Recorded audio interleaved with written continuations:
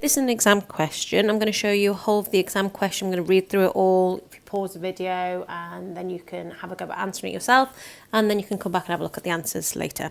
So Sally investigated how the human body digests and absorbs starch. She used saliva to digest the starch. To model digestion, she used special bags made from semi-permeable membrane. These bags have lots of very small holes.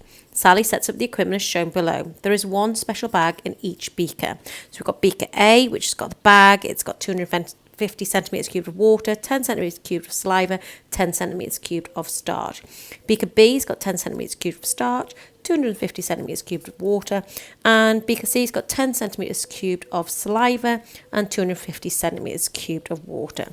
She keeps the water in the beaker at 37 degrees Celsius. After 20 minutes, Sally tests the contents of each beaker and bag for starch and sugar. The table shows Sally's results. So we've got beaker A, B and C. Was starch found in the bag? Was sugar found in the bag? Was starch found in the water? Was sugar found in the water? And ticks and crosses show their results. So the questions we've got are: suggest why Sally kept the water at 37 degrees Celsius. Explain why sugar was found in the bag in beaker A. Starch was not found in the water outside the bag in any beaker. Suggest why. Why did Sally set up beaker C? Sally used diagrams to show what happened in her investigation. So we've got P, Q, R and S diagrams. We've got starch, sugar and wall of bag. Use the diagrams above to answer the following questions. Which diagram shows the results of beaker B? Write the letter. Which diagram shows the results of beaker A? And what does saliva contain that causes starch to change in beaker A? And the final question is: Sally chewed a piece of bread for 5 minutes without swallowing. What would she notice about the taste of the bread after chewing for 5 minutes? Use Sally's results to help you. So pause the video, have a go at the questions, and I'm going to go through the answers now. So suggest why Sally kept the water at 37 degrees Celsius. Well, 37 degrees Celsius is body temperature, and Sally was testing. We look back here, she was testing the human body and how it digests, how the human body digests. So that is body temperature. Explain why sugar was found in bag in beaker A. So in A, there was water, saliva and starch. Why was sugar found in the bag in beaker A? So beaker A, sugar was found in the bag. So where did the sugar come from? The starch is broken down with the enzymes in the saliva to make sugar.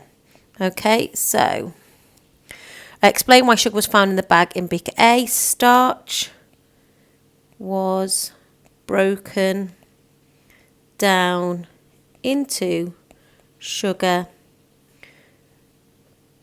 with using by even better. By the enzymes in the saliva. Starch was not found in the water outside the bag in any beaker. Suggest why. So starch was not found in the water here at all in any of them, because starch is a really big molecule. Starch was too big. Remember, the bag had a semi-permeable membrane with very small holes in it. Starch was too big molecule to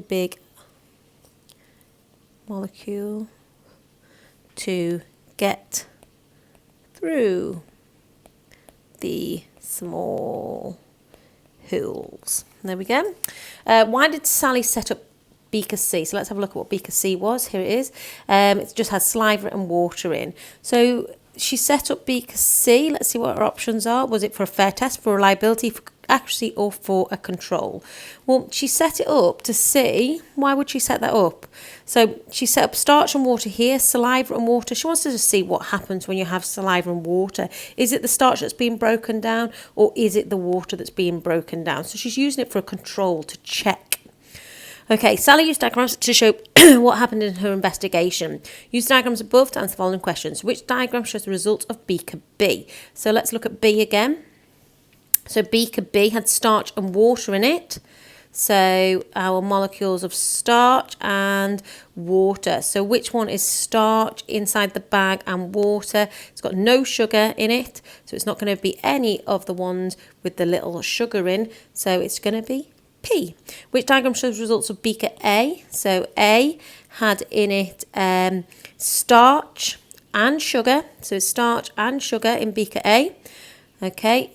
There was no starch found in the water, and the sugar was found in the water.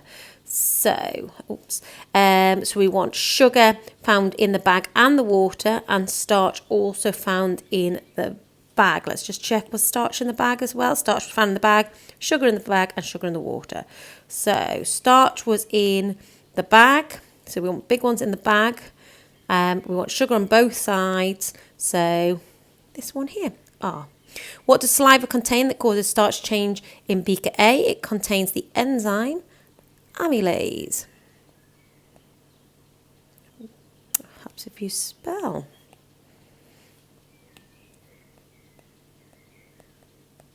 Okay, what does saliva, we've just done that one on the previous page. Sally chewed a bread for 5 minutes without swallowing. What would she notice about the taste of the bread after chewing for 5 minutes? So she would notice that the taste would, it would become sweet because the starch in the bread would be broken down into the sugar.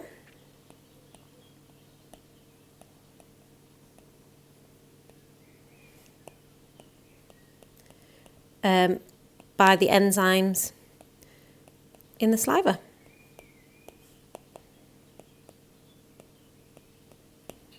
And there we go.